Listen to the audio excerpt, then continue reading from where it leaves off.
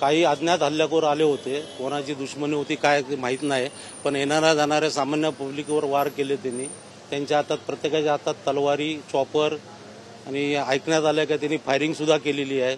तर कोण होते काय माहिती नाही, पण आले आणि सर्वांवर मारतच सुटले. जो रस्त्यावर भेटत होता प्रत्येकावर ते वार करत सुटले होते.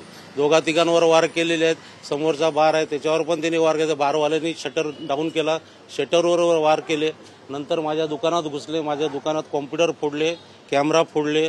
पोरावर वार करायला गेले तर पोरांनी स्वतःचा बचाव केला. नंतर बाहेर निघाले आणि पळून गेले. आतमध्ये जेव्हा ते लोक घुसले तेव्हा काय त्यांची नेमकी त्यांनी काय मागणी केली होती? पैशांची मागणी केली होती किंवा काय वाद घातला होता? काय नाही, पैशांची काय मागणी केली नव्हती, पण डायरेक्ट येऊन ते लोक तोडफोड चालू केली आणि मार केली. 12:30-1च्या सुमारास. त्याचा उद्देश काय होता? खंडणी होता, काय दहशत होती, काय एक दहशतीचाच मुद्दा होता, बाकी काही नाही. त्यांना दहशत करायची, दहशत करून गेले ते. काय काय हत्यारे होते त्याच्यात? चॉपर होती, तलवार होती, परत एक छोटासा अजून एक चाकू हातात होता. प्रत्येकाच्या हातात काही ना काही हत्यार होतच.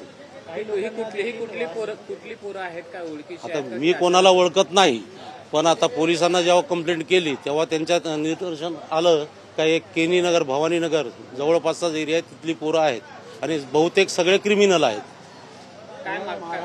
काय मागणी असणार आहे? कारण सीसीटीव्ही मध्ये बघतोय तर प्रत्येकाच्या हातामध्ये हत्यार आहे. तुमचं देखील मोठ्या प्रमाणात नुकसान केलेलं, समोरच्या बारवरती देखील त्यांनी हल्ला केलेला आहे. बहुतेक यांचं दहशतीचं हे होतं, बाकी दुसरं काही नाही. दहशत करावी आणि आपल्याला कुठेतरी हप्ता चालू व्हावा, काय चालू व्हावा याच मुद्दा असेल त्यांचा. दुसरा तर काय आपल्याला आयडिया नाही. तर मी कोणाला ओळखत नाही, माझी कोणाची दुश्मनी आहे नाही. हल्ले करण्याचा प्रयत्न केलाय त्यांचा आपसात कुठं गँगवार काय असेल, मतभेद त्यांची कुठं असेल, आपल्याला काही आयडिया नाही यातली. काय मागणी आता तुमची? या पोरांना पकडून अटक करा आणि पुन्हा असं व्हायला नको. आणि या एरियात नेहमी हे वाद होतच असतात. जरा हे गर्दुल्ले चर्ची यांचा त्रास भरपूर झालेला, सामान्य पब्लिकला खूप त्रास होतो. म्हणजे रोजच काही ना काही चालूच असतं या एरियामध्ये.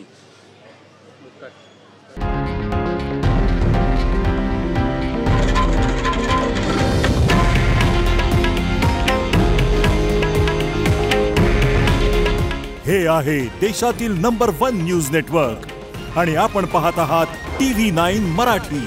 काळजी तुमची, हित महाराष्ट्राचं.